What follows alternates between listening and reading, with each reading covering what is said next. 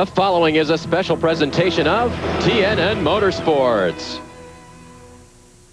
The American Speed Association drivers and teams traveled down Tobacco Road in North Carolina. Petty was there, Siniker was there, but Gary St. Amant smoked him. Now they return to their Midwest racing roots and the LaCrosse Fairgrounds Speedway, a historic track that takes veteran skills. And you will see the experience come to the front. Hey, veterans have already won 4 of 5 in '98. Today they will make it 5 of 6. One thing to consider at LaCrosse Fairgrounds Speedway is the veterans of this racetrack. No less than 4 drivers have extensive experience. Considering Steve Holtzhausen ran a strong second to Gary St. Amant, he's a strong favorite to win his 4th career ASA victory. Rookies will be looking for that window of opportunity to move forward. Harold Fair Jr. is 4th in the point standing. Adam Petty is 3rd. Jimmy Johnson is 1st, but don't count this car out. Kevin Noodleman 2nd in the point standing, but he could move forward because this is his home track. Can you get around the half-mile LaCrosse Speedway? Better use your head. But don't climb the wall. The ASA on TNN is next.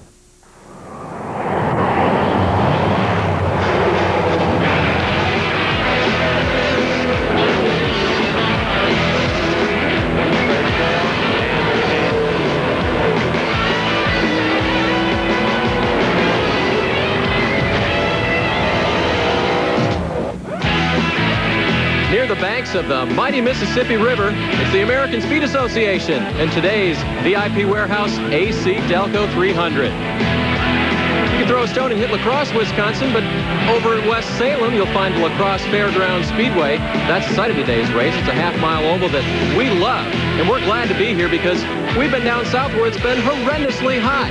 We thought, gee, if we can just go up north, we'll love the temperatures, and we do. It's beautiful. Perfect conditions for racing here at LaCrosse.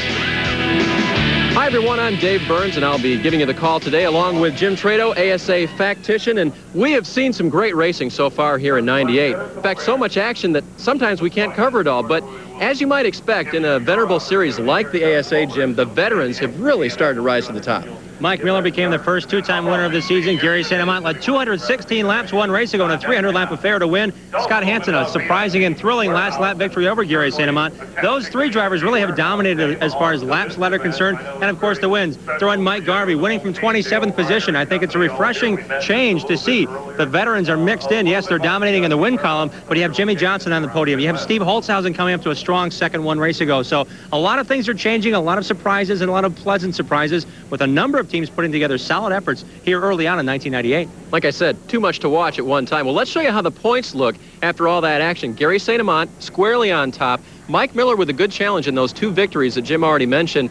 3rd place, Jack Landis, Jim. What a ride for him. Jack's and Noe Yoder's team are in the 3rd year together, which really is the critical year for these guys. They put together a lot of great runs. Yet to win this year, yet to even finish on the podium. But the strong top 10 finish with Jack Landis and that Ford team has him 3rd in points. Then phenom Jimmy Johnson, the rookie leader, and Brandon Sperling, who will drop from 5th in the points as he's not here this weekend. The second half of the top 10 in points. Mike Eddy still hasn't won, but starting to make some noise. Mike Garvey with the Nashville victory. And Steve Holtzhausen with 2 near wins. He is ready to do something here today at LaCrosse. Rick Beebe and Dave Sensiba round out the top 10. Rookies so far this year, we've mentioned Jimmy Johnson. He has nearly won in that 44 car, and he has looked strong after some early spins on in the season. He leads the rookie points, but Noodleman with a good challenge, Jim. And Kevin Noodleman's a 5-time LaCrosse Fairgrounds Speedway champion, so if anywhere to prove what he's worth, Kevin Noodleman can do it here as he's had thousands of laps at LaCrosse. Adam Petty, 3rd in points, David. He was on the pole. A pole position in the Petty family last race at Orange County. Orange County was a great race for young Adam. He stayed in the race all day long. Harold Fair Jr., a bright spot at Bradenton this year where he sat on the outside pole, and Greg Stewart making some noise in the 5th spot with the rookies. Manufacturers' points are always important in ASA racing, and so far, Jim, it's Chevrolet, thanks to Gary St. Amant and Jimmy Johnson. As well as Scott Hansen. Those 3 drivers are the only 3 Chevrolet drivers to finish top 3. Manufacturers' points are accumulated by top 3 finishes. Pontiac has had a lock on that the last 3 years, taking home the season-long championship. So with Chevrolet's 1-point lead, it's a huge accomplishment because Pontiac certainly has dominated that category of point tallies. And Mike Miller with his 2 wins, hoping to continue to do some domination there. Mike Eddy still trying to show up in his Pontiac. Well, qualifying was interesting yesterday. The front row looks pretty good for Pontiac. Sandy Heng, what do you see down there? Well, a duel is shaping up here on the front row. Mike Miller won this race last year at LaCrosse. He'd love to have back-to-back victories here. He had the fastest lap during the race last year, but he has some serious competition. That's Rick Beebe. He won the pole here last year. He's on the pole here again right now. He's made some changes. Yesterday's qualifying was done in the clouds. Today it is sunny. What kind of changes have you made to be ready for today and to get out ahead of Mike Miller? Well, we're going to try to get the old Myers, Tony's Pizza, Banquet Foods, Pontiac out in front of the pack today and try to get out in front of Mike. You know, qualifying yesterday, the sun being behind the clouds, and today coming out, it's probably going to make the track a little bit looser, and we got a little bit different kind of rubber on the racetrack from the race last night. So I'm expecting to be a little bit of challenging to begin with, probably make us just a little bit loose, but man, we're going to work on it. It's going to be the same for all of us as we get out here and get after it and hope we can get a good bite on the racetrack. That's Rick Beebe. He's on the pole today. He was on the pole last year. This time, he wants to take the checkers. Yeah, he's hoping for a little different result than last year. And you talk about loose. Take a look at this, folks. This is the end of last year's race. Rick Beebe leading the race, coming up on the lap car of Junior Hanley. That's the 72 car, the white one. Here comes Beebe. Do I pass him or do I let him go? Beebe decides to try to pass him. Look what happens. Gets on the wall, finishes 8th. Mike Miller wins the race. Here's his comment. Last year, that deal that happened was as much my fault as anybody's, and just wanting to win really bad and make, I made a mistake, and hopefully I won't do that again this year. I'd like to win a race for Meyer and for Pontiac and Tony's Pizza and Banquet, and especially for the Hodges crew. I mean, we've had a rough start this year, and man, we need to get out there and redeem ourselves. We're due. Jim, is that about as loose as you ever want to see a race car at LaCrosse? I guess. Some drivers like it loose, and, some drivers say you got to come in wide and come out early. Some drivers say you got to stay on the bottom the whole time. But one thing about Rick Beebe and his efforts with crew chief Terry Garrison, they're one of the veteran teams here, stayed together, pretty much the only combo that's been intact for the last couple of seasons. Danny Hodges has put together a great team out of Keokuk, Iowa. They're proving it here today. Again, also close. He won last year after the event at LaCrosse, but they certainly had momentum on their side, and they're carrying it into this race as well in 98. That's right. Now they've got a win in the bag. Rick's a little bit more relaxed, and so we look for good things from the pole for Rick Beebe today, as well as the other competitors who are down here this afternoon. And if we don't get this thing started pretty soon, they're going to be impatient with us. Sandy Heng, down to you. Well, right now I'm with Glenn Getter. He's with VIP. Are you ready to get this thing going? I'm ready. Let's do it. To all the race fans here at LaCrosse, Wisconsin, and all across America, on behalf of Value Independent Parts, our jobbers, installers, customers, and clients, and AC-Delco. Gentlemen, start your engines!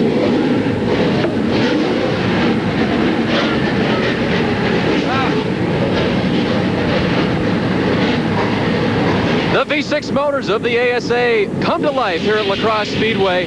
We'll be back to give you the starting lineup and the start of today's AC-Delco 300.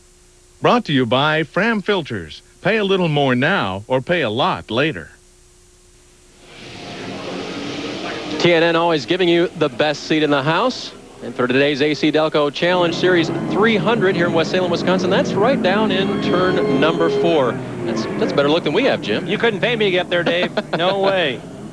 Oh, we're high above the West Salem LaCrosse Fairgrounds Speedway today, and as you see there, Rick Beebe is on the pole. It's been a good weekend so far. The weather has held. Had some intermittent showers yesterday, but the cool temperatures really are making things great for the start of the race today, Jim. It was about 20 degrees cooler yesterday, and a little bit of showers interrupted qualifying or delayed qualifying, so 71 degrees and sunny is a whole lot different. It's going to make these teams work a little bit harder in the first segment. We may see some early pit stops. There's the AC-Delco Challenge Series official pace car. That's the Pontiac Grand Prix driven by Jim Hahn. He's been doing that for about 3 years now, and so far has kept it off the wall, Jim. Yeah, I wish I could get a drive in it. I guess you have to talk real nice to Jim Hahn, which I've yet to do, but it's a super car. And then he'll let you peel out in it too, as we saw a couple weeks ago. Well, Jim will get it around there, and we'll get you started with today's starting lineup here. Rick Beebe, brand new track record for him, and I imagine coming back to a racetrack that owed him one, and lined up ironically next to Mike Miller certainly makes things interesting, as Miller went on to win that race a year ago. Here you see Rick Beebe on the front row. Mike Miller just to his outside, just missed qualifying with him. And Eddie Hoffman, who says he likes the LaCrosse Fairgrounds Speedway. He finished 7th in his only ASA start last year at Milwaukee. Gary St. Amant on the outside of row number 2. Then comes rookie Jimmy Johnson, who tested here about 1 month ago. An identical qualifying time to Mike Garvey, who will be fielding a Ford for Jerry Gunnerman's All-Star Racing team this afternoon. Then comes Scott Hansen and 7-time champ Mike Eddy. Row 5 looks this way. Joe Knott, a lot of fans for him here this weekend from Tecumseh, and Tim Sauter, hometown fans for him. Dave Sinsba and Jack Landis, third in the points, round out row 6. Steve Holzhausen running a high wave, a second-place finish 1 race ago into his home track. Will start 13th to his outside rookie Adam Petty of Thomasville, North Carolina. Then Kevin Noodleman, that 5-time track champion, will show what it's like to lead through the field. Jeff Fultz, another rookie, starting alongside. Behind Noodleman and Fultz, Bob Sineker, the 1-time champion and most winningest racer in ASA, and Tony Raines, fresh off a victory in the Craftsman Truck Series, comes for a race here with the AC-Delco Challenge Series. Peter Cozzolino and Billy Turner in row 10. Alec Pinson will start 21st in the Build-A-Mold Trim Class Chevrolet. To his outside, Harold Fair Jr., 4th in the rookie standings coming into this event. Another rookie competitor out of Four Oaks, North Carolina, Greg Stewart, lines up inside 1997 and defending ASA champion Kevin Sawinski in the 55. 25th starting position will be Ricky Bilderback, some laps here at LaCrosse, as well as does Paul Payne in the 47 car. Dave Anspaugh and Sam Gottwald making a rare appearance in the AC-Delco Challenge Series. Well, here's the LaCrosse Fairgrounds Speedway by the numbers. It's a little bigger than a half mile, Jim. It is, and it's a wide spreading oval. It's compound banking in the turn, so it starts out at 4 degrees on the inside, and it works its way to 9 degrees banking on the outside, which has made for some great racing in ASA. The straightaways front is just 2 degrees banking. The back is quite an arcing backstretch at 6 degrees in banking, but again, nice 50 to 60 foot wide racetrack to race on. Jim, you mentioned Steve Holzhausen with about 5,000 laps here. How would he run the LaCrosse Fairgrounds Speedway? Well, we had a chance to talk to him and ask him about it. I'd say the biggest thing would be to stay out against the wall, late apex the corner, and then you'll get through the center and off good. So set them up to hang her out there. Hang it out he will. And Jim, as they make their way down now into turn number 1, that's Steve's number 5. Right there is where he's talking. He doesn't want to run the line that he was running right there. He wants to start out further outside and then sort of cut off the corner down at the apex, as he said. With as exciting as ASA racing has been on TNN, it's a matter of finding who will get to what line first. Is the outside line the preferred one this track? Is the inside line preferred? Right now, it's a matter of trying to get ahead of the competitors immediately to establish a single file line. Then you get the fastest speeds. Here's what we'll see today as far as the entire race is concerned. About 150 grand up for grabs, 28 cars starting, and 300 laps just about to get going now. Look at the speed, Rick Beebe, 101.056 miles per hour on this big half, over 100 mile per hour average speed. Pontiac pace car pulls off. Rick Beebe has the command. He gets the green flag. Mike Miller will chase him into turn 1.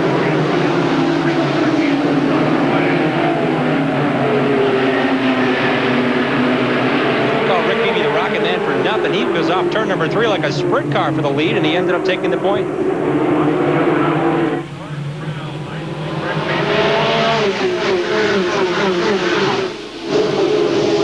Coming and going right at you. Here's a look out of the Tony's Pizza onboard camera with Rick Beebe, your leader, looking out the back. This is looking out the front now, the 5 car of Steve Holzhausen. He'll also be carrying one of our onboard cameras. And Peter Cozzolino in the McDonald's Crookston Poured Wall Chevrolet will be carrying a 5th and 6th camera as Rick Beebe continues to lead Mike Miller. Rick Beebe's out of in-car camera, and he told us before the broadcast, he said, guys, I don't mind the in-car camera on my car, but hopefully all I have to use is the back view. We have a camera mounted, as you see, on the roof facing outward. He said, let's make it a wide-angle lens right away, and hopefully I can check out so you guys just get some shots from the backside of my 23. And he hopes we don't have that back view that we had last year as well, Jim. Kevin Noodleman, for the 2nd year in a row, has spun in the infield at LaCrosse Fairgrounds Speedway. Wow, just off of turn number 4. Last year, turn number 2 was his arch nemesis, as these turns are widely different, but if anyone can figure it out, Kevin can, and unfortunately, he's got a rough start early on here. It may have been a tight situation for Kevin to negotiate over in turn 4. Well, we know he wants to do well this weekend, Jim, and he's had a good season so far, so too much pressure on himself this early? It may be. He restarted the car, but all the things going into it. And yesterday, he spent a number of hours with his crew at a shop nearby this racetrack. They found a few bent pieces in the engine and changed that. He said the shop was pretty busy because Mike Miller, who was outside row number 1, changed his motor entirely after the qualifying session yesterday. So Kevin's been awfully busy between the farm and getting ready for this race, and Midwest Fuels and Citgo coming on. A lot of those commitments were taking up his time. So yeah, it could be a little bit of jittery, a little bit of nervousness for Kevin early on here. All right, Noodleman rejoins the rear of the pack. The leader continues to be Rick Beebe. He sat on the pole. He leads. He wants to stay there all day. We'll be right back. Welcome back to West Salem, Wisconsin, the LaCrosse Fairgrounds Speedway.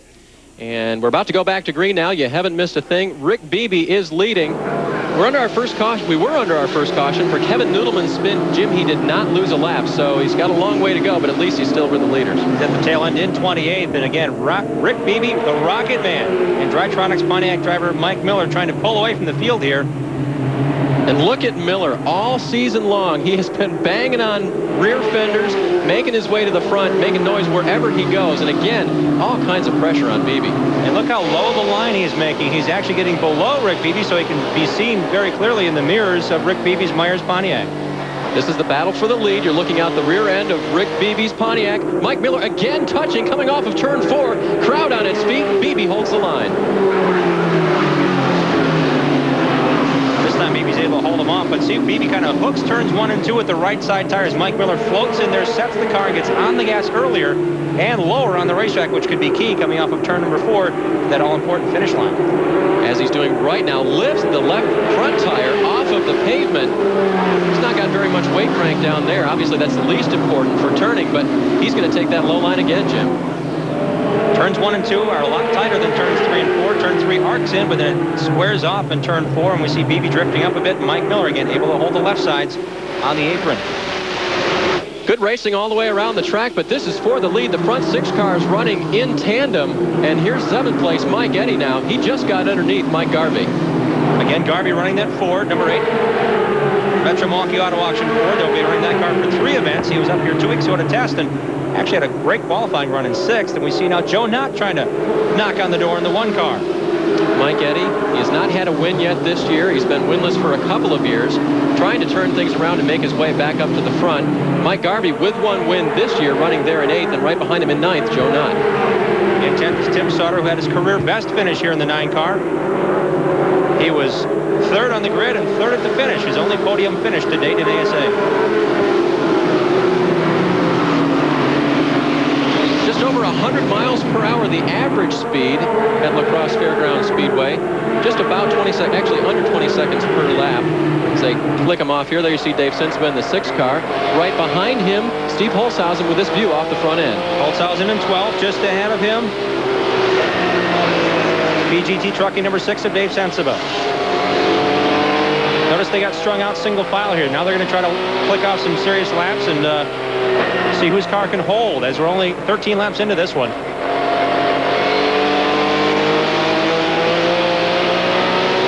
You hear Holshausen feathering the gas there, staying on it. These cars are almost always on the edge. And there's the 5 car of Steve Holshausen now getting a challenge from Jack Landis. Both drivers enjoying good runs yet this year. Landis 3rd in points, Steve Holshausen up to 8th in points, and now we see the front nose of the Ford of Jack Landis. Adirondack International Speedway sponsoring that car, and you can just listen to where Holshausen gets off, and you can see Landis's nose dip. That means he's getting on the brakes and off the gas. And look at the left front of Landis as well, Jim. He brings it right off the pavement. They're really not paying much attention to that left front tire at this track.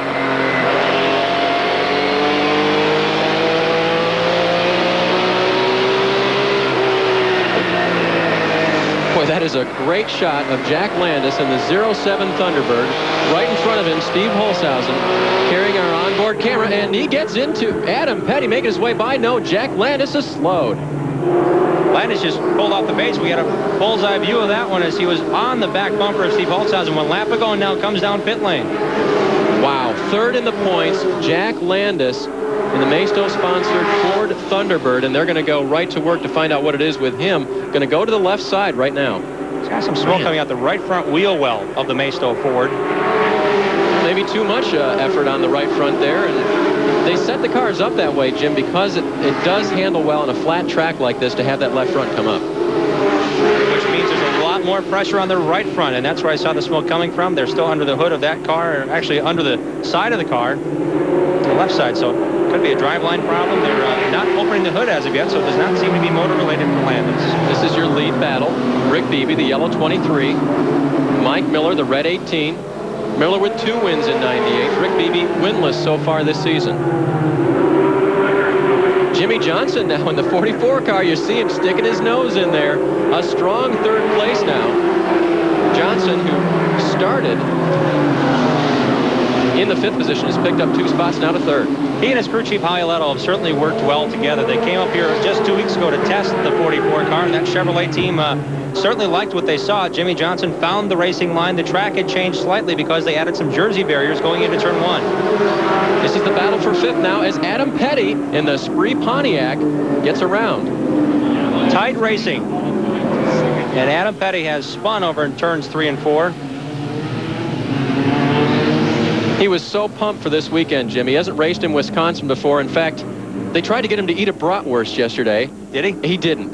And it's not because he doesn't like bratwurst. He doesn't eat any meat. In fact, he's been on a training program for about 3 years now. Do you know that Adam Petty, 6'1", used to weigh 225 pounds? He's down to 145 and feeling great. It's the same trainer as his dad uses. His pants are falling off him, so I thought it was just a style thing, but maybe it's just a wardrobe deal where he didn't go out and buy new pants yet. But no brats. No brats for Adam. Let's see what happened to Adam Petty. Wonder if he eats any cheese.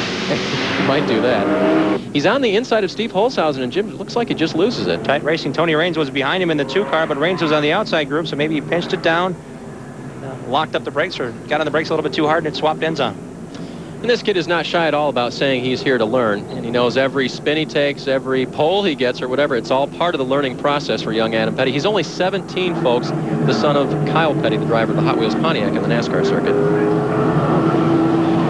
Well, as Adam gets himself recollected, we'll take care of some business here. The crowd continuing to enjoy the AC-Delco 300 here from LaCrosse. TNN Motorsports bringing you the AC-Delco Challenge Series 300 lapper here from LaCrosse Speedway. 25 laps into it now as Rick Beebe gets the green flag. We were in caution for a spin by Adam Petty.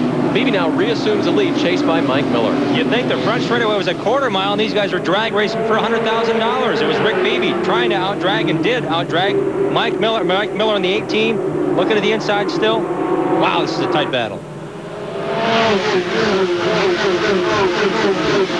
Going by the start-finish line, probably over 120 miles an hour. Average speed again here around 100.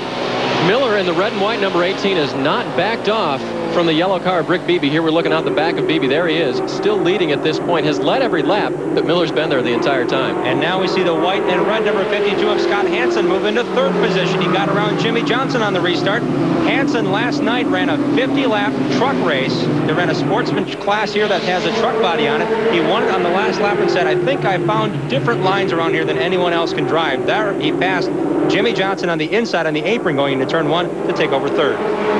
Tony Raines now in the 2 car, coming up on Steve Holshausen. And Raines, fresh off a Craftsman Truck Series victory at the Texas Speedway, moving himself up into the 12th position, or trying to. No, it's not Rusty Wallace, but Rusty Wallace was the 1983 ASA Series champion. It's the number 2 car of Tony Raines, the Motorsports of Rice Lake, Pennzoil Ford, but Tony Raines, the 96 Series champ, the American Speed Association behind the wheel. Raines told me that there is a bit of a difference coming, obviously, from the trucks to here, but coming from the Texas Motor Speedway to LaCrosse, the biggest difference was how fast the wall goes by. Clear. Raines able to sneak underneath Steve Holshausen. We're listening to Holshausen and his spotter, Jeff Richardson.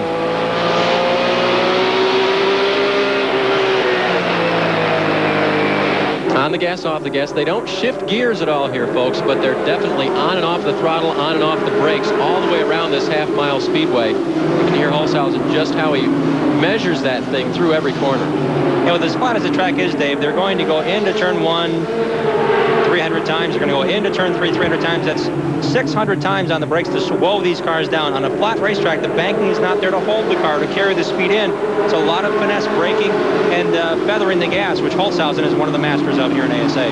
Earlier today, we saw the 07 car of Jack Landis pressuring Holshausen for position, but he went into the pit. Sandy Haig, you have an update? Well, at first they thought it was the clutch. Here is the culprit. Look at this gear. It is just a awful mess. Noah Yoder's here with me right now. What are the chances of getting this thing changed and getting back in the race? Well, we should be ready to go in a couple laps there, so just a few minutes, we'll have it ready to go.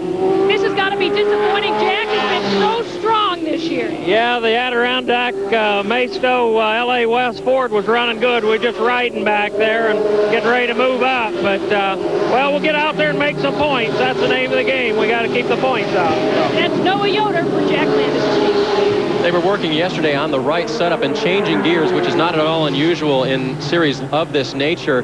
And they found a gear, Jim, that they really liked, but it ran the motor a little bit harder than Noah wanted, Jack, too. So he would have preferred to keep that. Looks like maybe they should have stayed with it because that gear was toast. Scott Hansen has 2 DNFs on the year. He's throwing caution to the wind as the Oakwood Home Chevrolet of Scott Hansen has moved into second. He's right behind Rick Beebe down the back straightaway. Mike Eddy has also found his way into the top 5. Mike Miller pack pedals now in the Drytronics Pontiac. He's back to 7th. And as Miller makes his way backwards, we keep an eye now on this battle for 3rd. Jimmy Johnson has the position. Mike Eddy making his way forward. Jimmy Johnson racing here with a lot of concerns and thoughts elsewhere. One of his car owners, Bill Herzog. Hansen looks low going into turn number 3. Here's the battle for the lead off of 4. It's Scott Hansen challenging Rick Beebe. Doesn't get him in turn 1. Keeps his foot in the throttle. Beebe has to give way. Hansen found the line on the apron to get by Jimmy Johnson for 3rd, disposed of Mike Miller, and now becomes the race's 2nd leader. See if Hansen can open up some distance now, as Beebe was the guy to beat. Now Hansen appears to be the fastest car on the racetrack. Great racing as right behind him. You see Mike Eddy there at the speed shot. Inside of Jimmy Johnson, he's going to get 3rd. Getting back to Jimmy Johnson in the 44, one of his car owners, Bill Herzog, was racing at Anago Speedway here in Wisconsin, one of the hubs for Herzog Motorsports, and had an accident. We're thinking about Bill today, and as well as the crew is, as he's recovering in the hospital from injuries in a racing accident. So thoughts are there, and I'm sure a good finish would be the best medicine that the Herzog team can put forth today with Jimmy Johnson behind the wheel.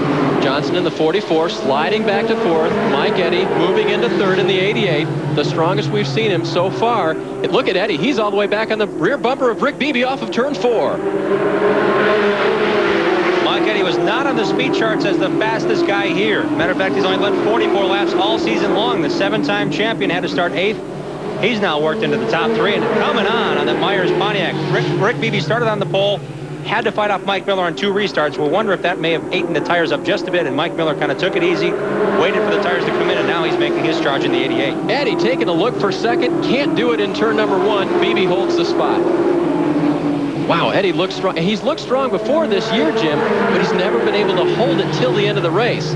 Don't know what they're going to see this weekend, but there are some changes there we'll tell you about in his team this weekend. Might have made a difference. Continuing to hammer on Beebe. Figuratively at this point, we know there's close contact, but also close competitive racing where they run inches away from each other. Out the back window again, the Myers Tony's Pizza Pontiac. That camera mounted on the roof, actually, of the 23 car. Looks to the outside, looks to the inside. Eddy getting alongside. Turn 1, he's got him. Mike Eddy in the Good Wrench Service Pontiac all the way up to 2nd now after starting 8th. He has been on a charge.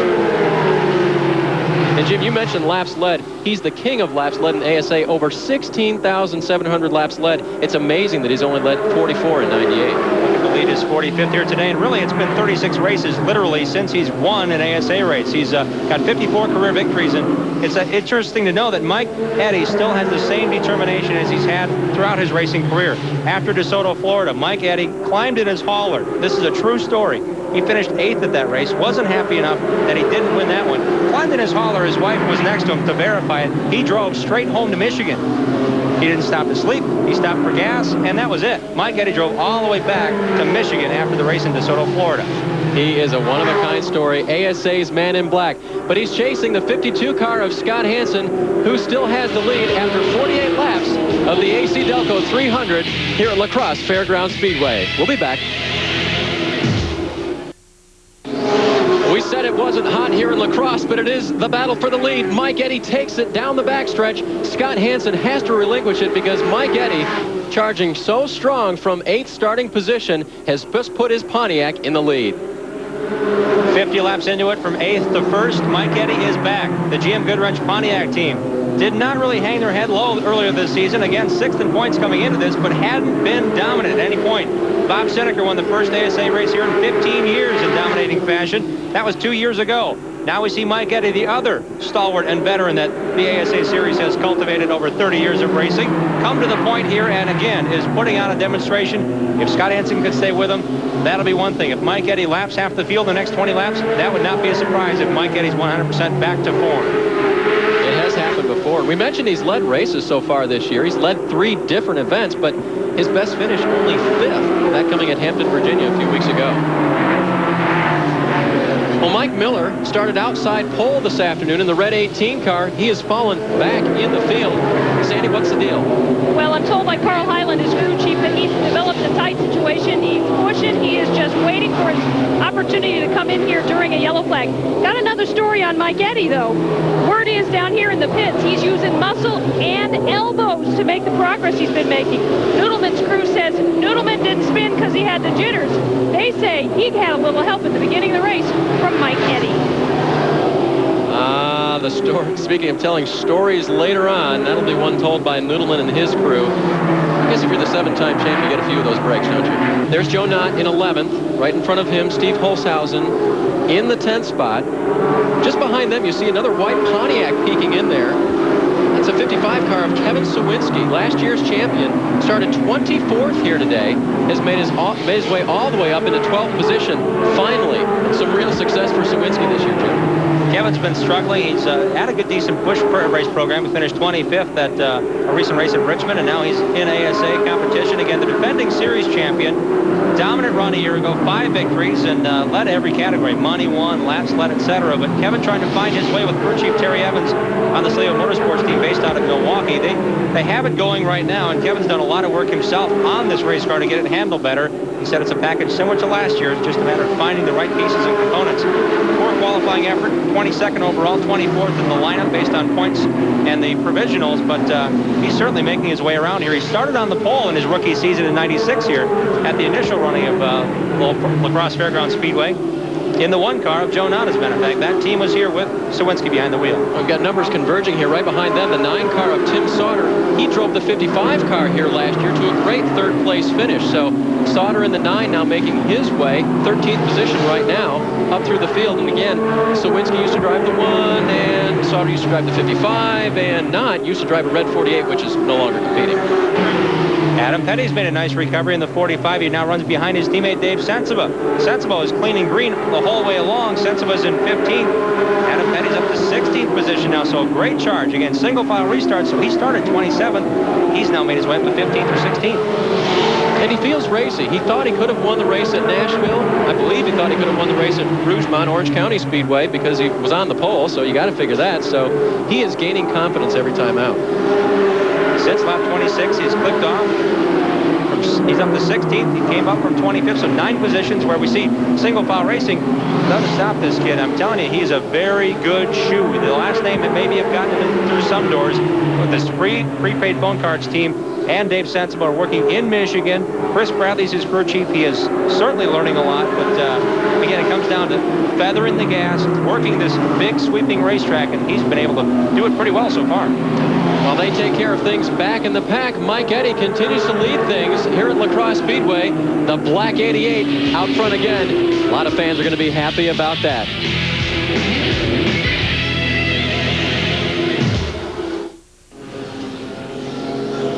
Folks, that is Mike Garvey climbing from his burning Ford Thunderbird.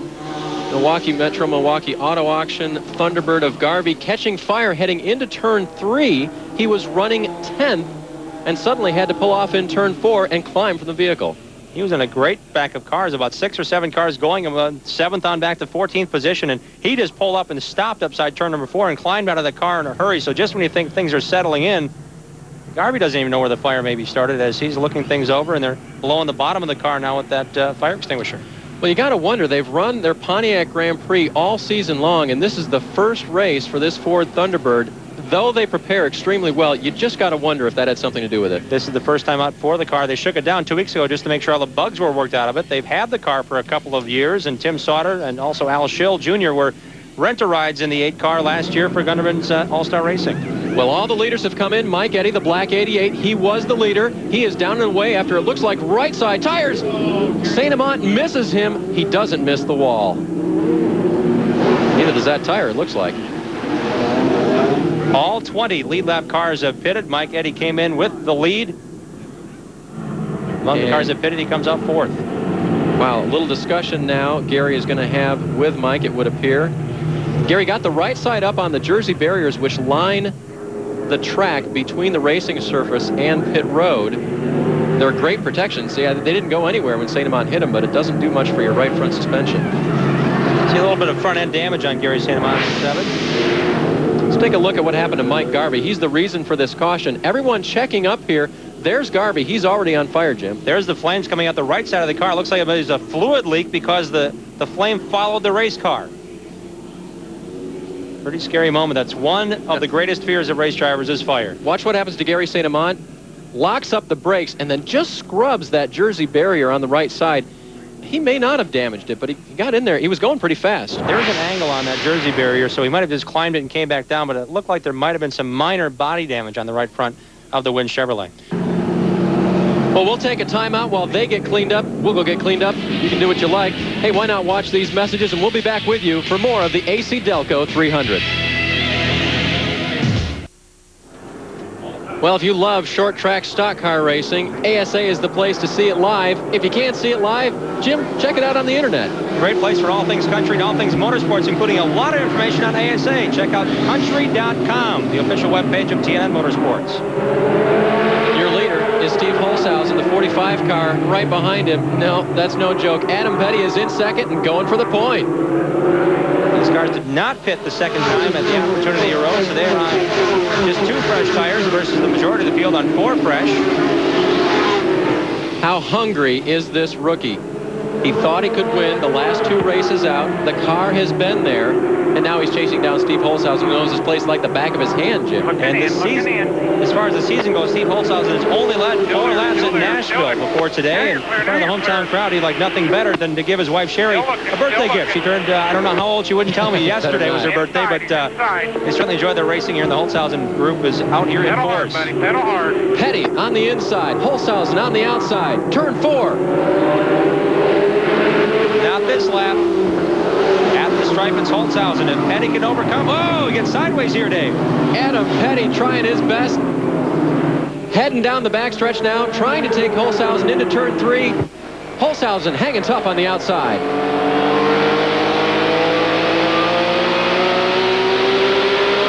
We can officially say Adam Petty has just led his first ever lap in competition in the American Speed Association. He won it by a foot. Now he's back to battling side by side with Holshausen for the point. It's going to be a trivia question someday. It's lap 95. Adam Petty still trying to take the point. Holshausen not relinquishing it. You're clear. And look who's right behind him, Jim Sawinski in the 55 car. We talked about him earlier. And Tim Sauter running in the 4th position. That's a great battle. Listening to Steve Holshausen's radio as he's clear now with Adam Petty breathing down his neck, but I think Petty may have a better shot at getting up to the 1st or 2nd position by following Kevin Sawinski. He was not able to go underneath Steve Holshausen, but if the door opens up, Sawinski might be the guy with the keys to open it up for him, but right now Petty's ahead of Sawinski in 2nd position right now in that brightly colored number 45. You can see Petty there. You're riding with Holshausen. That's how they look on the track. Boy, gaggle of cars now. Paul Payne in the 47, the 37 of Dave Anspaugh, and the 20 car on the outside of Eddie Hoffman. Hoffman started 3rd, and then in the first round of stops, it showed that he does not have the crew to do the experienced pit stops. The guys got him out, but he fell well back in the running. Rick Beebe now together, and Jimmy Johnson gives him a kiss on the way by. Seneker, Noodleman, then up on the high side, Billy Turner, Ricky Bilder back, late notice, and having to spin to try to avoid in the 64 car. The 5th caution comes out. Rick Beebe and Scott Hansen were battling for position. They were amongst the guys that made the tire change at lap 88. Again, you lost track position, but you got 4 fresh tires. They were trying to make their way back through it, tighten up, and closed in a hurry into turn 1. Beebe went around, and then 5 or 6 other cars got involved. Wow. Rick Beebe last year, the bad luck didn't come till lap 296. This year, big problems for Rick early on. He got hit right in the banquet. Here's Kevin Noodleman. Boy, what a bad deal for Kevin Noodleman in front of the hometown crowd. The hood pins up where the hood pins mount. That's actually torn away from the mounting, so you have to get about 7 rolls of 200-mile-an-hour tape ready for that Midwest Fuel Citgo Pontiac. That's too good a look at too much fiberglass on these ASA cars. The bodies are made of fiberglass. You obviously see the steel inner structure there. Beebe's the yellow car in the middle of the screen, trying to work around Dave Sensiba. He just gets to the outside, but there's Tony Raines. So they lock it down as they made contact wheel to wheel. Joe Knott with a solid kick in the 1 car in the left front. Jimmy Johnson got him a little bit, too. We'll have to keep our eye on the 44 car. We see Noodleman trying to refire his car. We'll take one more look at it. Now, watch Beebe's car jump here. That's what struck me. Right there. It looks like he almost had the back tire, even though these are fendered cars, the back tire of Raines. He may not have seen Tony Raines and was just planning to do the outside pass on the lap car bound spawn when he found some contact and couldn't gather it back in time. Well, as we've already said, these guys race on the edge. Here it is inside Beebe's car. You saw the first contact there, Jim. Might have been Raines with touching the right front wheel of Beebe, so it wasn't Beebe coming up. It was actually Raines and Beebe making simultaneous contact that got him loose. Sandy Heng, what do you have?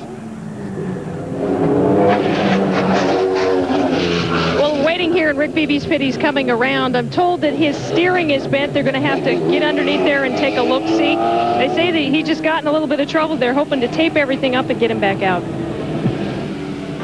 We're going to take a break and come back with more Green Flag Racing. Don't you go away. Keep your eye on the ASA. Brought to you by John Deere, who invites you to see the new LT-133, the only lawn tractor with a past as bright as its future. Back at LaCrosse Speedway, the rookie, Adam Petty, and the 45 car gets into the 5 car of Steve Holshausen, trying to get the lead in turn 4, and he's going to back off, and he's got problems on that car. Hard lick into the turn 1 wall. Steve Holshausen unhappy with the contact over in turns 3 and 4. Petty got a little loose underneath. Holshausen paid back the favor, and it cost Petty the race as he slid to the infield and caught the Jersey barrier and shot him up across the racetrack. Well, he took a shot coming off the barrier and then a hard impact. You can see there Adam moving around inside the cockpit. Looks okay from this standpoint. But a tough break for a kid that had led his first lap ever in ASA competition in only his 6th start ever. He's got some thinking to do about what happened here. Not pleased.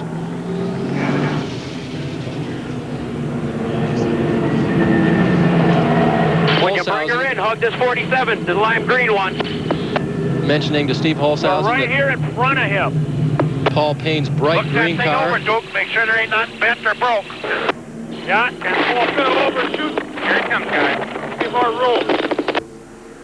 And you get a look at the 47 car they were talking about. There's Adam Petty being helped off the track by Chief Steward Steve Farmer.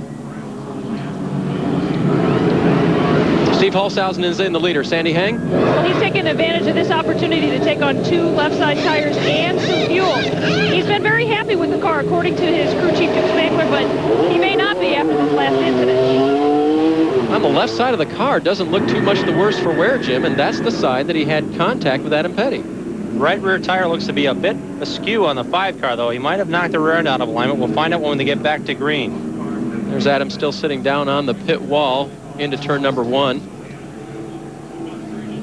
Having a bit of a discussion now. As we mentioned, everything is a learning process here, and no doubt they're going to have plenty of notes to go over after this. Hard lesson learned at 120 miles an hour here, Dave. We see off of turn 4, Petty going inside for the lead, but drifts up here. They make contact. Now what happens to Adam? That is weird. He might have picked up speed on the grass as he came across and was unable to control it, but wow. It just didn't look like he had anything that wrong with the car when he headed for the Jersey barriers. Catching his breath, if nothing else, trying to think things over, and tough break for Adam Petty, going for the lead again. He led a lap here today. Certainly a very stout contender for Rookie of the Year, and could have been contending for the championship going into this race. Yeah, he has some ground to make up, but certainly a strong start to the season. Drove right into the side of you. We'll see what the team has to discuss about this. Yeah, he saw something up there. Yeah, 10-4. I thought I saw something up the right rear of Holshausen's car, but it may have been from a prior incident with the right side of the car. Of course, he making contact with Petty on the left side of the 5. But when Steve left the pits, there's a bunch of chasing him, but I mean, that kind of stuff happens. If the kid wouldn't have been there grinding on us, he wouldn't be sitting up there against the wall all wrecked to shit. Well, there you have it. The definitive answer, Adam Petty. They hope his lesson is learned. Here with the ASA at LaCrosse, your leader is Scott Hansen.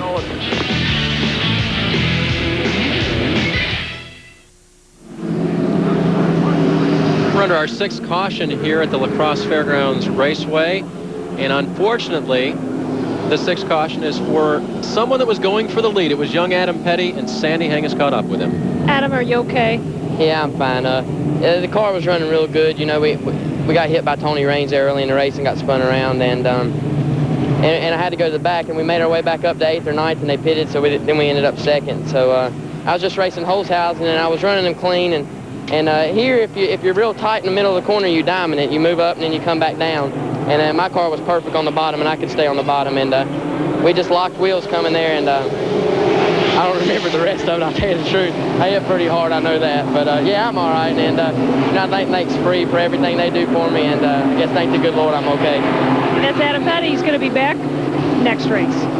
Good to see him up and around, because that was a shot down in turn number 1, and there won't be much left at the front flip on the 45 car after today. He's not going to finish any better than his 8th place finish at Nashville, but Mike Eddy would like to do a little bit better than that. He's challenging Tony Raines in the 2 car for 2nd. Tony Raines ran the season opener with ASA, finished in the 3rd position. That's where Mike Eddy wants to place him at this point, as the GM Goodwrench Pontiac works off of turn number 4 beautifully on the bottom, but Raines able to hold the top line. The Ford of Raines, the Pontiac of Eddy chasing the Chevrolet of Hansen.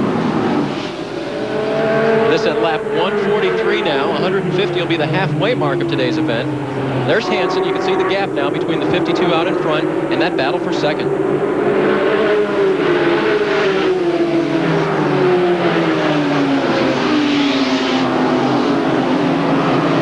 Eddie's got him off of turn 2.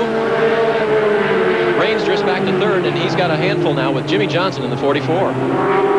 Raines was working the high group. Now we see Eddy coming off the corner a bit higher, so we'll see if Johnson can go to the bottom and see what he can do with Raines if he can catch these guys. Yeah, Raines really rolled over there, didn't he? He is right on the back end of the 88 now. Now Mike gets a little bit of breathing room.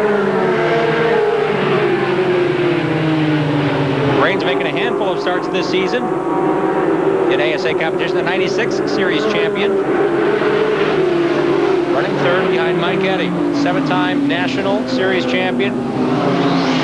Charged to the field, led by lap 50. We're lap 146 laps into this, nearing halfway, and he's up to 2nd again. And they made a significant crew change this weekend with the 88 car. It was Doug Smokestad. Now, Doug's son, Ted, used to race with ASA, and this year, Doug was helping out the 32 car with Greg Stewart, but it didn't really work out.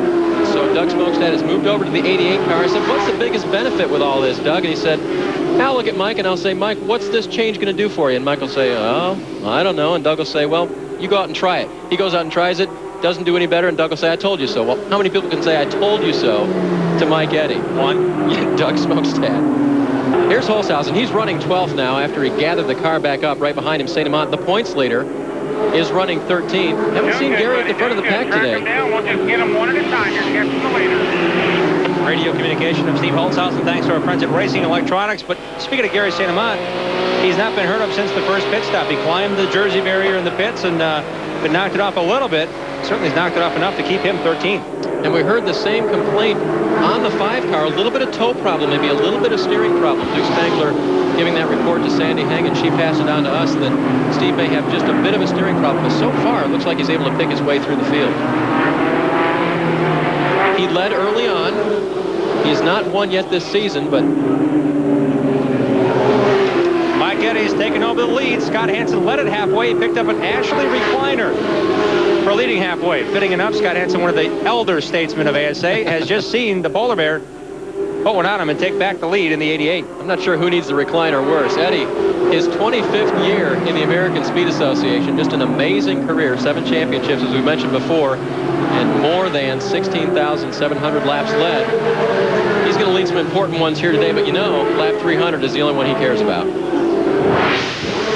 Let's take a look at how this lead pass happened. It was going into turn number 1. Hansen drifted up just enough for Mike Eddy to look low. And as Hansen regathered off for turn 2, up went the Pontiac of Mike Eddy to the point.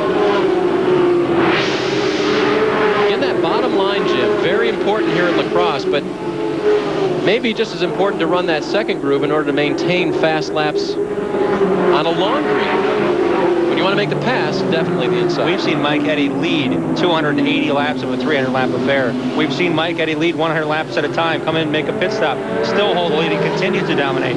Today is the first sign in about a year and a half. Mike may dispute this, but the first time in over a year at least where we've seen the old Mike Eddy come to the front. Dave Sensiba in the PGT Trucking Pontiac taking fourth from Jimmy Johnson.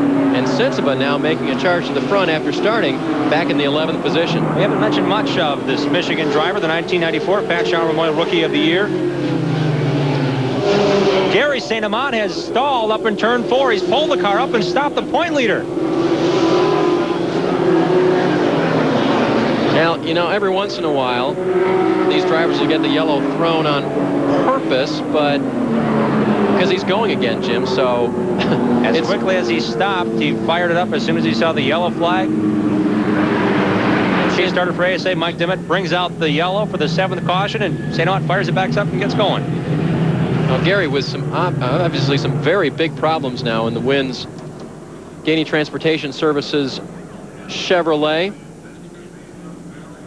So Sensiba on the outside may want to come down pit lane, but St. Amant, conveniently enough, is coming down pit lane under caution. Well, they will go to work on the win Chevy of Gary St. Amant. The leaders are coming in. We will come back, let you know what happened. This is the ASA on TNN.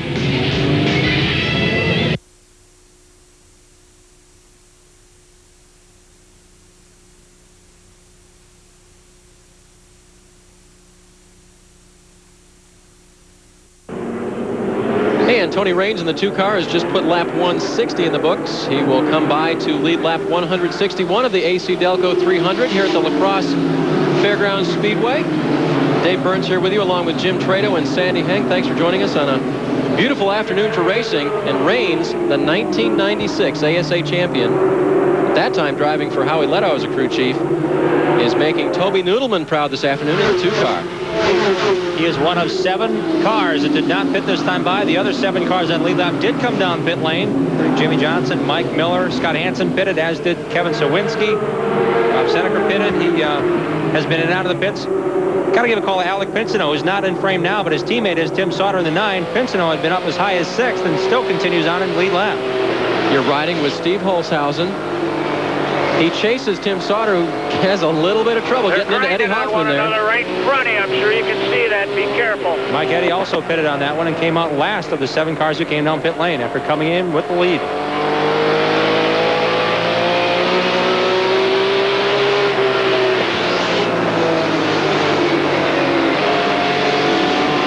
You see Tim Sauter, who raced here 2 complete seasons running weekly, finished 5th and 2nd in the points in those 2 seasons.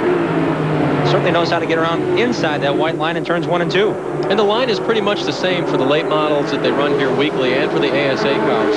Steve Holshausen mentioned early on in the action, as we had a little tape recording from him, you like to take a high line around the track and drop off down and apex the corners. Here's a battle for the lead now as Dave Sensiba, looking very racy, drops down to the low side off of turn 4. Tony Raines tries to hold him off. Raines goes into the corner, leaving room on the bottom for Sensiba. If Sensiba can pick through that corner quicker. Sensiba, one of the faster cars all weekend long now, trying to get the lead. Sensiba's led twice this season in 2 different races for 77 laps led, trying to make it lap 78 on the season tally. Side by side at the line and all the way through turns 1 and 2. Sensiba getting an advantage, but Raines with a good pull off of turn 2. This is great. They come together just a little bit in turn 3, much the same way that Adam Petty and Steve Holshausen did. This is a better turnout here. 110 miles an hour, 120 down the back straightaway. Sensiba and Raines separated by a ruler, 12 inches, and they continue to run down. Sensiba has the out-and-out lead. Dave Sensiba has not won in ASA competition. He's finished second so many times we stopped counting. And he finally assumes the point here at lap 169. Eddie Hoffman is running in the 3rd position in the 20 car. Now, this red and black number 20 of Eddie Hoffman, he only raced one other ASA race in his life. Yet last year, the Milwaukee Mile, first ASA start, finished 7th. He qualified 3rd here this afternoon, running great in that Calumet Lubricants Lube Tech Chevrolet. In that Milwaukee race, Jimmy started something like 25th. He picked up some 18 positions, so he can race. He's a former champion in the Arco Remax Series, and obviously knows what he's doing behind the wheel. He won one of those series events here at LaCrosse earlier this year, 125 lap affair. So Hoffman with recent experience in a long distance race here at LaCrosse. Hoffman is the car in front of the white and blue number 9 of Sauter. You're on board with Steve Holshausen. Back on the track, and in spite of what may be some reported steering problems, he's running 5th. St. Amant, by the way, who brought out that last caution, is officially 1 lap down. He had a broken wheel, according to ASA pit officials, with a loose lug nut. So that team is struggling just a bit here at LaCrosse, and he produced the caution, came in, got a stop and go because he pitted with the leaders because he did lose a lap after that yellow was thrown. So St. Amant 1 lap down, soldiering on here, trying to hold on to the point lead. Here's Holshausen now. He is going to take 4th position from Tim Sauter. Coming back on you. Spotter working him through. Clear.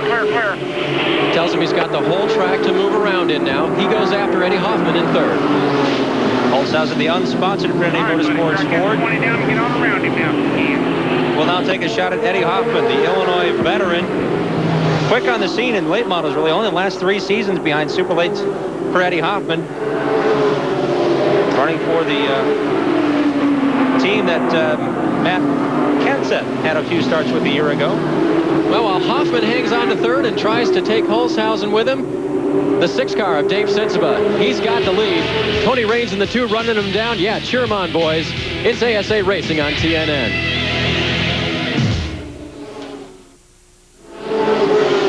Welcome back to the LaCrosse Speedway.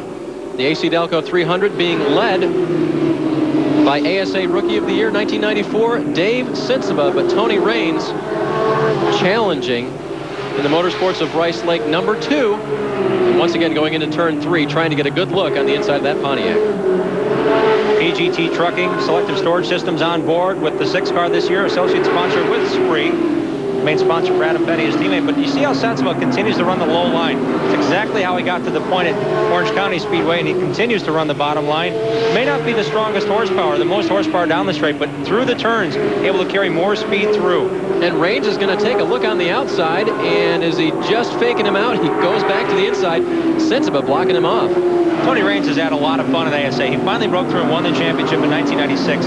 Last season, he raced ASA just 3 times. His worst finish was a 3rd. He won 1, finished 2nd, and finished 3rd. Minnesota State Fair, he had a car similar to this. Could be the same car, same owner, Rick Scelzo, but the way he was driving that car, he could put it just about anywhere. Now we're seeing a flashback to how that car ran then, as it is running awfully strong this afternoon, down low and up high.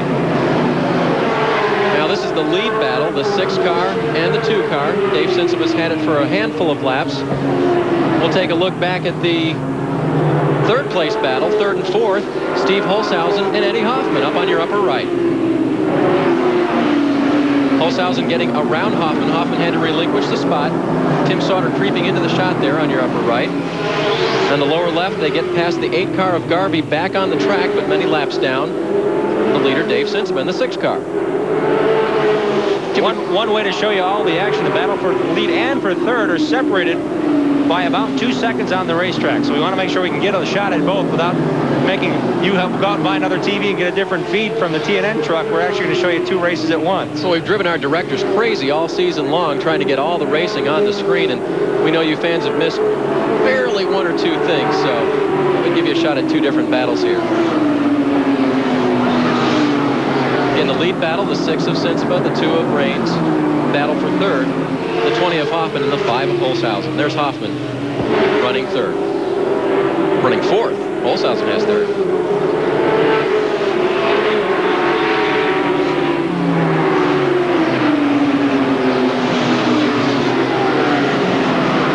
Sensiba, yeah, go ahead, Dave. Now, saying Sensiba's running up now on the yellow car of Rick Beebe, who looked like he had come back into the fray pretty well. He's not on the lead lap. This is a lead lap battle. This is for 5th. Mike Eddy, he's going to take it from Tim Sauter. He pitted on lap 158. He was the last guy out of the pits. Scott Hansen was the 3rd guy out of the pits in that exchange. And guess who he just passed? He's gotten by Mike. He's gotten by Scott Hansen. He's gotten by Jimmy Johnson in the 44. Mike Eddy's the fastest guy out there right now. Sometimes that may rejuvenate a team where there may be a fill-in crew guy or someone that can't make the race, and they bring in someone else, and the crew somehow just kind of works off their energy because, as you know, on pit stops, Dave, down there on pit lane for the majority of these ASA races, you know how hot and heavy and excited this can be on pit lane, and the crew guys certainly have adrenaline flowing from start to finish. Hansen chasing him down. Eddy, we mentioned, running in 5th, Hansen in 6th. They've had kind of similar seasons. Even though Hansen has a victory, they've both been fast most everywhere, but they've both had terrible luck. They've broken things. Eddy had motor problems, and Hansen had rear-end problems, but they've been quick everywhere they go, and you'd expect that from a veteran. You mentioned Mike earlier. Mike Eddy has had a 5th place finish as his season high at Langley Speedway in Virginia. Started out the year in 12th, and then again he had engine problems at Orange County that dropped him back to 18th, and he's 6th in the standings. Scott Hansen, quite there yet. Again, his problems have been a peak and valley situation where the peaks are a lot shallower than the depth of the valleys, as he's had 3 problems and 3 different races for Hansen. Look at Mike cut that wheel to the left. Eddie Hoffman in the 20 car, the red and black car, has a great race car, the Lubtech Calumet Chevrolet, but Mike Eddy is able to stick to the low side, and he's going to get Hoffman here in a lap or so. Eddy, a lot of pressure tires underneath that 88. Hoffman has the most recent experience here at LaCrosse Fairgrounds Speedway. The American Speed Association races here once a year. Hoffman, I believe, the last 3 or 4 seasons has raced at least 5 or 6, even a half a dozen races at this speedway throughout the year. Eddy gets him for 4th, drops Hoffman back to 5th. Challenge from Hansen running 6th. Look at Scott Hansen, fine bite on the bottom. The Oakwood Homes Chevrolet right at the bottom of the apron. Here's how your leaders stack up right now. The 6 car of Sensiba, right behind him, Tony Raines in the 2, and Steve Holshausen has now moved up onto the back bumper of Raines. You remember before we had that separated by many car lengths, and now Holshausen has come up to the backside of Raines. About 2/3 of the way through the AC-Delco Challenge Series AC-Delco 300, and race recap so far, we've got 7 leaders with 10 lead changes. Been cautions, only 7 of them for 41 laps, and the average speed over 75 miles per hour. And just 1 car remains behind the wall. Heavy Adam Petty in the 45. Let's go down to the pits for an update from Sandy Heng on our leaders. Well, we are in Dave Sensiba's pit. His crew chief, Chip Caputo, he's been pacing back and forth. He stands, walks a little. He says Dave is not saying anything other than the car is great. He doesn't know if Tony Raines and Dave have just been playing or if Tony's got the car, but it doesn't look like Tony does because he's been dropping back. And if you saw our race from Orange County, you'll remember that Dave dominated the first part of that race. He was unstoppable. No one could go where he went. And I talked to Chip about that, Chip Caputo, who Sandy just mentioned. They did not have a car that would work well on a greasy racetrack, and the Orange County Speedway greased up. St. Amon's setup, for some reason, Jim, was good to the end on a greasy racetrack. It wasn't that Gary could run on the bottom. It was that he handled well on a greasy racetrack. And that's why Sensiba went backwards and St. Amant went forward and won the race. I think the track here after 200 laps in is a little bit greasy. After 200 laps of ASA racing on the LaCrosse Fairgrounds Speedway, a little over a half-mile racetrack, and Sensiba certainly has the field covered at this point. Dave Sensiba, a non-winner in ASA, looking to change that this afternoon, and no doubt a few of these people will be as happy as we would be for young Dave. We'll be back. Brought to you by 104 Plus Octane Boost. Feel the power. Well, once again this season, you're going to have the opportunity to win a Uniden Bearcat scanner, along with a 1-year Racers Frequency membership from our good friends at Racing Electronics. If you'll just send your name and address on a postcard to Racing Electronics, P.O. Box 241921, Charlotte, North Carolina, 28224. We're going to announce the winner during each ASA telecast on TNN, so send your card in soon. And this week, it's David Humphrey from Wellington, Missouri. Congratulations, David. Enjoy your scanner from Racing Electronics.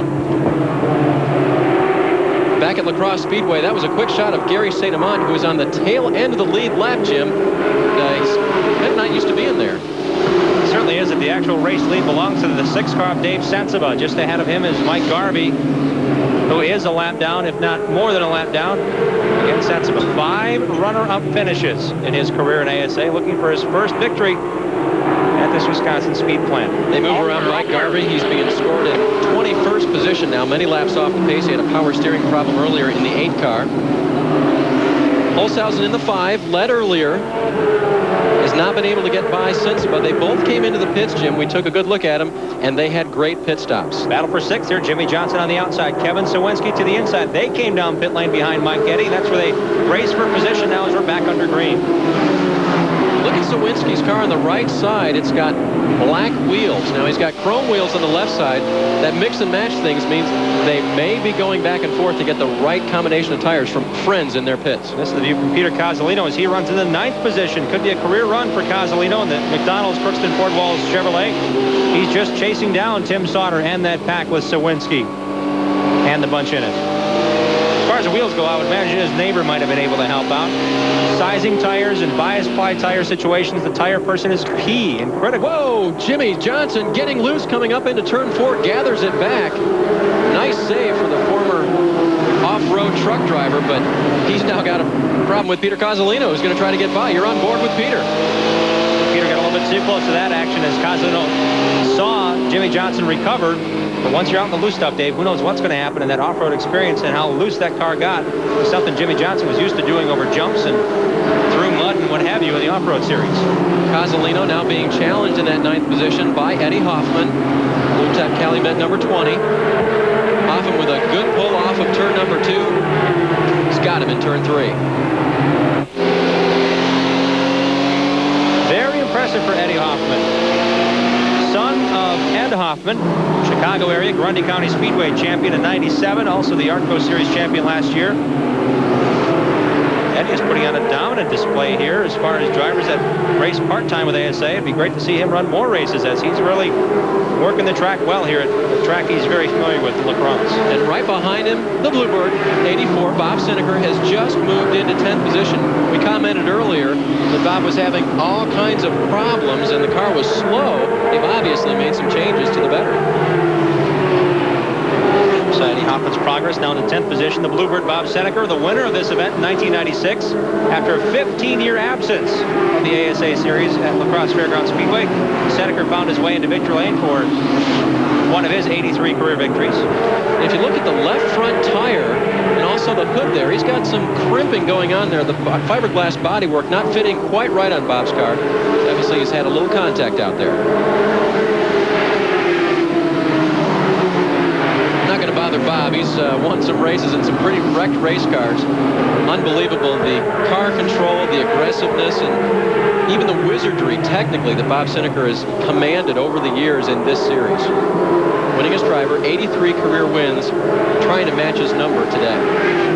Ace statistician Torch just showed me that on lap 20, Jeff Foltz was the car that Bob Seneker got in the backside of. So if you need to get a replay of the race, just talk to Torch. He'll give you lap by lap. Or talk to Foltz. Drivers don't forget those contact deals, do they? Here's Seneker now. He looks to the inside of Hoffman. Again, this is the battle for 9th. Hoffman's moving up on the back end now with the 44 of Jimmy Johnson.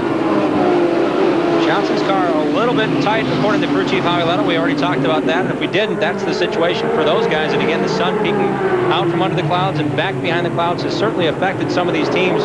Mike Miller's charge, we saw him run second early on. He drifted back 10, 12 spots before he could come in and make a change. Now we see some of these other teams predicting, well, if the sun stays out, we'll try this setup. We're going to have to run this if this happens. And with the sun being not fully shining on the racetrack, that really kind of messes with the setups, and the cars can tighten up or get loose. And if you've never thought about that, folks, it has to do with track temperature. That's the biggest thing with the sun coming and going from the clouds. The asphalt on the surface here, or the asphalt surface, heats up and cools down, and that's where you get the differences in the handling characteristics. Seneker getting racy off the bottom of turn number 2. He had all 4 tires that time behind the white line, under the white line. Boy, Hoffman is smooth, and I guess you don't win any championships, regional or national, without being smooth on and off the gas.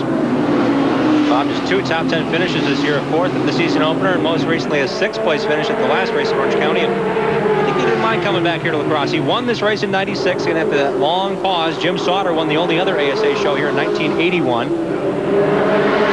Bob's liking this racetrack. sweeping turns. He can put that car in the bottom and keep it there. Now he's going to follow Eddie Hoffman in the 20, past Rick Beebe, the lap car. That's what happened to Peter Cozzolino about 4 laps ago, running on the outside of Mike Miller, ducking back down and getting bypassed by Jeff Fultz on the inside, and Fultz was looking ahead to pass the car on the apron there, trying to get around on spot. He did not see that he was not clear of the 40. And the body work coming up just a bit on Peter's car. He motors on. Both Cozzolino and Fultz still racing. Good battle developing here. Jimmy Johnson has 7th spot. He takes it actually from Mike Eddy.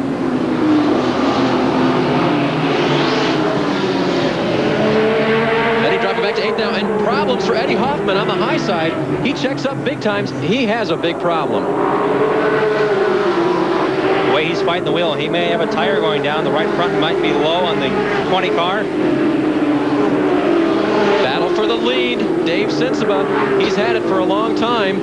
Steve Holshausen trying to get it back. Right behind him, Tony Raines looking for a way to go in the 2 car, and Scott Hansen follows through in 4th. You are Steve Holshausen. You're trying to get around Dave Sensiba in the 6 car. You come up to the back end. You try to get low. Sensiba has a good line coming off of 2.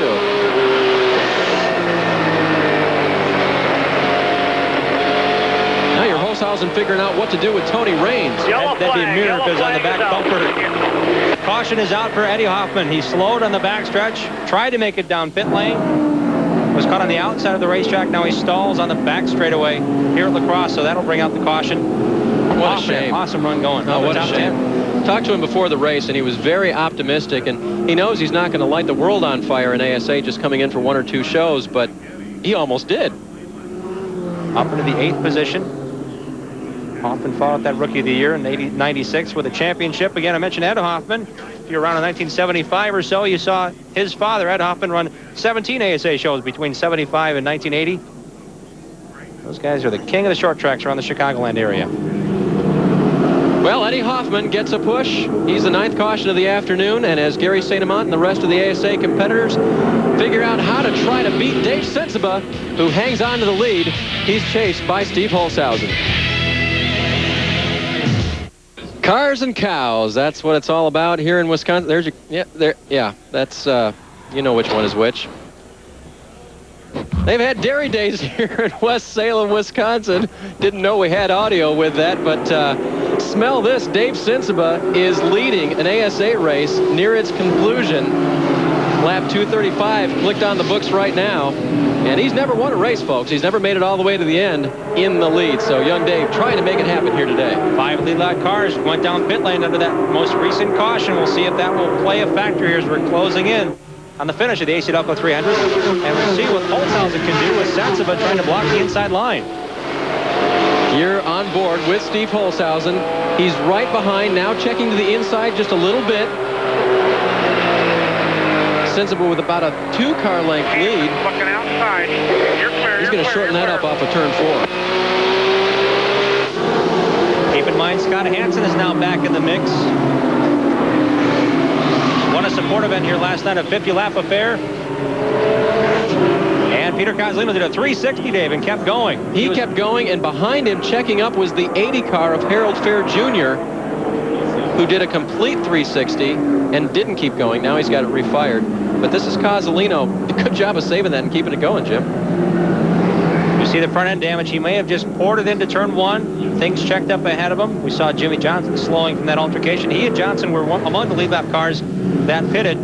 Harold Fair was one of the last cars out of the pits in this most recent caution because the car was not able to fire on its own. The crew had to push the car, so they may have longer duration problems with Harold Fair Jr. trying to get a push start if he can refire the number 80. Ferris had a decent afternoon. He was running in about 15th when this problem happened. Let's see what happened to the 40 car of Cozzolino heading into turn number 1.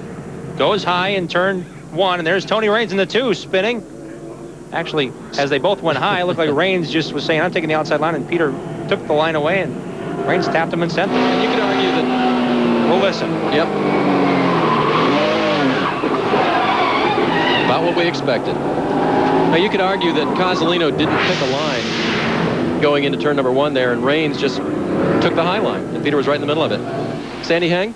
Well, they put 2 right sides on Pete Cozzolino's car, and they also did a little tape job. But he's back out. Just a moment of indecision for him. It's been a tough road to hoe so far in 98 for Peter Cozzolino. Good sponsorship from the McDonald's people, and Denny Crookston, owner of Crookston Poured Walls, the car owner. And they've been so psyched about the season, but they haven't run where they wanted. The first race of the season, Peter got into an altercation on the first lap. So it's been that kind of a year so far. Well, LaCrosse Speedway is where we are. We're going to step away for just a moment. We're giving you the best seat of the house here for an ASA race. Come on back. What's that? You haven't missed a thing here at LaCrosse. We're just back to green now for leader Dave Sensiba on lap 242. Only 58 laps from his first ever career ASA victory, but he's still got the 5 car of Holzhausen and the 52. Whoa, Holzhausen spun for no reason. Hansen was putting pressure on. They were 6 feet apart, and Holzhausen loops it for no reason over turn 3. Unbelievable. Unbelievable for Holzhausen. Somebody dropped oil. Here Holzhausen talking about oil being dropped on the racetrack. Had to be something, the way the car lost it like that. I'm all right. Wait until Steve. Go ahead. Could hear the dejection in Steve's voice as heels climbed from the car here. It was driver's side impact, but it was locked down before he got to the wall. And again, 60-foot wide racetrack is always something that you want to slide toward, not get close to. You can see. Whoa, down and up did not hurt the driver. Yep, and you can see he's got damage on both sides of the car. Let's take a look and see just how quickly Steve gets out of shape. Notice there's no difference in the line. Now Hansen goes in, but Holzhausen was already gone. Boy, that looks so much like Hansen's wreck a few years ago at Toledo when he was leading the race, got into some oil. Yep. Here you are on board with Steve. Here's what it felt like.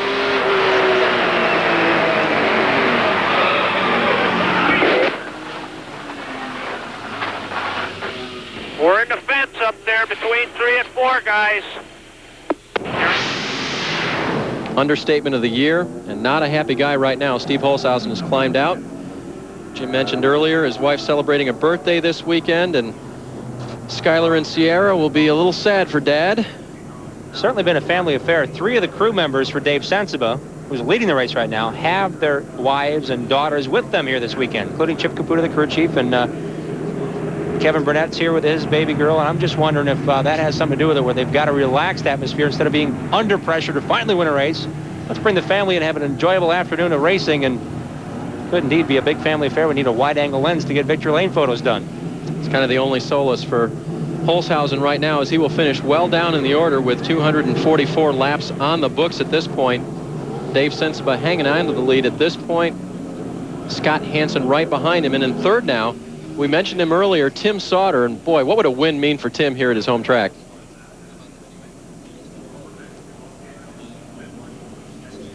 Well, they'll clean up Steve Holzhausen's mess over in turn number 3. Fans get set for a fantastic finish again here with the ASA.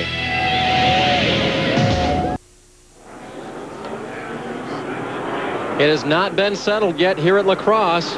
Dave Sensiba trying to make sure it's his. Scott Hansen wanting to pick up a checkered this season, his second, already winning at Bradenton. But for Sensiba, it would be his very first. And Tony Raines in the 2 car already working on Tim Sauter for third. An immediate challenge to the bottom for third. Sauter now gets a little tap from Raines, and Raines had to push up. So here comes Gary St. Amant trying to advance from 5th. Raines with the same problem, Jim. He cannot pass on the inside, and St. Amant is going to take advantage of that as Scott Hansen goes for the lead. Turn 3, side by side. Sensiba high. He's got better RPMs coming off the turn, but Hansen sticks well. Sensiba scored as the leader. Tries to come down, but Hansen is going to take the line going into turn 1. They come close. Doesn't look like they rubbed it. Hansen is your new leader. Unbelievable move by Scott Hansen. He did it on the last lap to Gary St. Amant to steal the victory at Bradenton, Florida. Now under 20 laps remaining, steals away what could have been a first career victory for Sensiba. Sensiba may not have enough to get him back on the outside. Can he recollect himself? Can he mount an effort?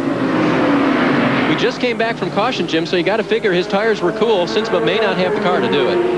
Hansen's had some great restarts this afternoon. Again, he ran a support race last night. He won that on the last lap. So 20 laps to go might seem like an eternity for Hansen to lead to the finish if he can hang on. We saw him get loose that time off before. 1 car length, the difference. Got some debris on the front stretch. We'll see if it is right up against the wall, and the high line is how you want to run it along the front stretch here. It's off from turn number 4 right before the cars get to the wall, so they may leave that there to the end. Hansen now crossing the stripe. Dave Sensible led 115 laps to this point. Hansen looking for career win number 19 if he can hold on here. It's a 0.3 second advantage, the largest margin we've seen for the leader in the last 150 laps. Sensiba's within sight of him, but boy, Hansen looks awfully strong, and the move that he put on Sensiba through 1 and 2 said, hey, I am strong. Going to take that bottom line and muscle his way by the 6 car. Confirmation from Sandy Hang on pit lane. She talked to Chip Caputo, the crew chief on this 6 car, and indeed they said they don't have enough to get him on the outside. So was Hansen holding his deck close to the vest until the late going.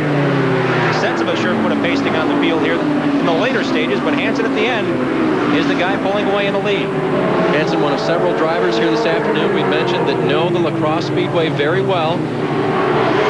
He has a lot of history here. His crew has a lot of history here. They know what to do when they come to this track, and they're proving it now. Oakwood Homes on board. Coroner Kenny Schrader has Oakwood Homes as his sponsor for his Busch efforts with Coroner Andy Petrie. So Schrader certainly keeps his hands into short track racing. Matter of fact, he and Hansen will be racing this coming week in Wisconsin short track specials. So got a good look at, we've got trouble down in turn number 1. Billy Turner, Eddie Hoffman, and Harold Fair Jr. in the 80 car as the leaders now scoot by on the inside. It's happening in the back of the pack. Hoffman had a stellar run until he dropped out, was back on the track. And the 80 car of Fair now, again, a bright spot this year at Bradenton, Florida, where he qualified on the outside of the front row. And even a good finish at Langley, where he was 7th. This is not a good day for Harold Fair Jr. His father, crew chiefing the car this year, and Harold still wants to race, Jim. Yeah, he's got a car ready to go. He wants to run a handful of leads this year. We see the Tuffy Muffler is coming on board the 80 car of Greg Freed's efforts, GCF Motorsports, and the 88890 Jamie for Jamie Cartwright. Definitely a close member of the Fair pit crew, and he's undergone some surgeries for cancer, 12 years of age. So if you'd like to help out, there's the number to call to give Jamie some support financially. Here's a good look at what happened. Harold Fair inside of Billy Turner. Didn't agree on who should have that line. And Eddie Hoffman, with nowhere to go, locks it up nicely. Wow. Just a little tap on the 80 car. Hindsight's 20/20. As Eddie Hoffman locks it down going 90, all I can think of is if he kept it on the gas, he could have, those guys split far enough. But we're sitting here and they're out there racing, so we can't say much. And now we see that they're, I call it being beached on the car. Part of the sold-out crowd here at the LaCrosse Fairgrounds Speedway, and we hope you feel the same way about ASA racing. We know we do. And with just a handful of laps to go, it's Scott Hansen's race to win or lose. He's in the lead. 6 car of Dave Sensiba right behind him, the 9 of Sauter, and the 2 of Tony Raines. Tim Sauter hugged the white line off of turn number 3 to get that position on Tony Raines for 3rd. Raines challenged Sauter earlier. Sauter made it stick for 3rd, and he wanted to protect that position later on.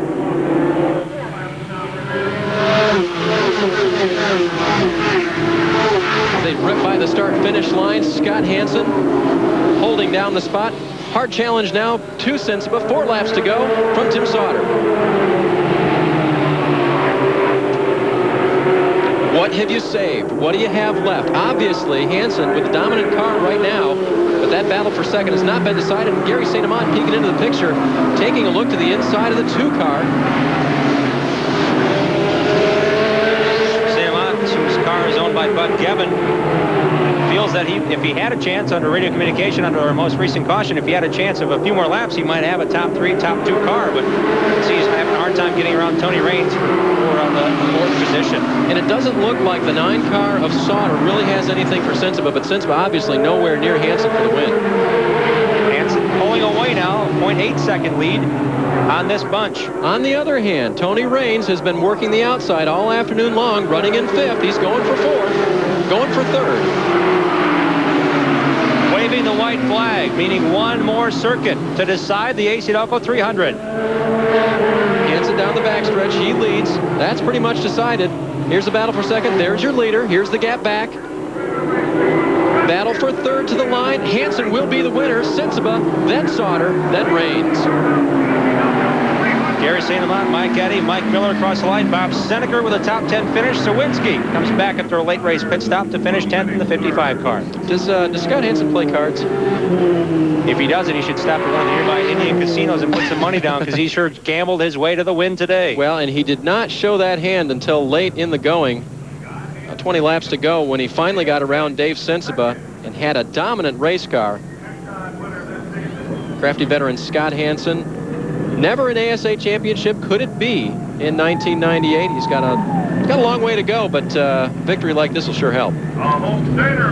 Well, Scott Hansen unbuckles. He will receive the accolades and the champagne and a little bit of cash as well. We'll come back and talk to him when we return.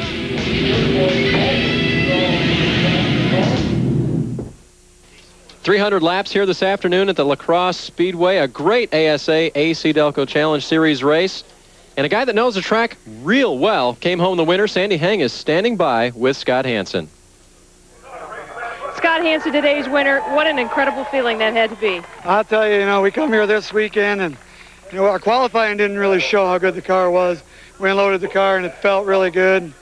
We stayed around here last night and played around one of them truck races and won that. And learned a little bit about some grooves on this racetrack that I didn't know about. And I'll tell you, John McCarnes, Deary's, all the people that have this facility, ASA, AC-Delco, all the people. Goodyear had a fantastic tire here. Got to thank Ken Schrader, Oakwood Homes, Avco Racing. I mean, we just had a great weekend. What about that battle at the end with Dave Sensiba? Were you just biding your time, waiting for the right opportunity? No, Dave was running excellent. We put left side tires on after he did, and that's what saved it. The tire wear was perfect. The guys called excellent stops, and here we are. That's Scott Hansen, the race winner. And just a little fresher rubber on the 52 car there gives Scott Hansen his career victory number 19. Amy and Jody in there in victory lane with him, and pretty proud of their dad. Have to be after that great run. He only led the race in the later stages. He led it early on for a total of 49 laps and came back at the end to win it. Here's your top 10. Hansen, Sensiba, Sauter. We saw them linked together at the end. Tony Raines trying to get around, held on to fourth. St. Amant, Eddie Miller, Seneker. Sawinski coming up from a 24th starting position. And Jimmy Johnson, after running strong, Jim, unfortunately falling back. And in the Wynn's unofficial results, we look at the drivers who finished 11th through 20th. Peter Cozzolino had a great run, spun late in the going. Career best for Greg Stewart. He'll move up in the rookie standings. Billy Turner soldiered on for 13th. Ricky Bilderback, hopefully we'll see him again in ASA competition. Finished 14th in his Pontiac, and Harold Fair Jr. 15th in his Chevrolet. Rest of the top 20 there, you see Rick Beebe, who had run strong, sat on the pole, finished in 18th. And Kevin Noodleman, the young rookie, who thought he'd do so well here, had an early spin and unfortunately finished in 20th. Set the tone for his day. And Eddie Hoffman, who was up to third, finished up in the 22nd position. Joe Knott spent some time behind the wall. He and Jack Landis will lose serious points in the overall by finishing 23rd and 24th, respectively. And last in the field, Petty and Payne. Adam Petty wrecking early. Paul Payne with motor problems all day long, rounding out today's field. Well, that's going to shake up the points just a little bit as we look at Gary St. Amant still with the lead. Mike Miller still in second. Dave Sensiba now a closing third. Moved up from 9th into the third position. Scott Hansen with his second win of the year goes from 11th in points to 4th, 127 points behind Gary St. Amant. And see Jimmy Johnson solidly in the top 5 and leading the rookie standings. St. Amant and Hansen have both had runner-up finishes in the past in the points chase. Mike Eddy, of course, the 7-time champion, in 6th. Then Landis falls back from 3rd, Jim, all the way to 7th. A bad day for him. Garvey, Seneker, and Rick Beebe in the 10th position. That's where he started the day, so hasn't hurt him tremendously. Seneker's moved up from 14th to 9th, so good run for the veteran Bob Seneker. Well, here's the Wynn's winning move. It's the pass that gave the victory to Scott Hansen, and it comes on lap number 284. And we ought to give the winning move for about 3 laps here, Jim, because they were side by side for several until lap 284 when Scott Hansen made the Wynn's winning move on Dave Sensiba. Classic short track racing, classic heartbreak here. Adam Petty going for the lead, crashed while charging to the inside of Steve Holtzhausen. And that kind of encapsulates the highs and lows of short track racing. Well, they're going to keep getting those autographs from Adam Petty, though. He's going to be a star someday. You've seen a lot of stars here today with the AC-Delco Challenge Series. Appreciate you joining us today. Two-way communication equipment for the AC-Delco Challenge Series is provided by Racing Electronics, the official communications of the American Speed Association. ASA Racing is produced for television by Silver Fox Sports, Charlotte, North Carolina. Well, Jim, a great afternoon, racing-wise and weather-wise. It was fun. Certainly was. 28 cars attacked this racetrack, and Scott Hansen held the cards closest to the vest to win this one. Hansen takes the checkers at the LaCrosse Fairgrounds Speedway. For Jim Trado and Sandy Hang, I'm Dave Burns saying so long from LaCrosse.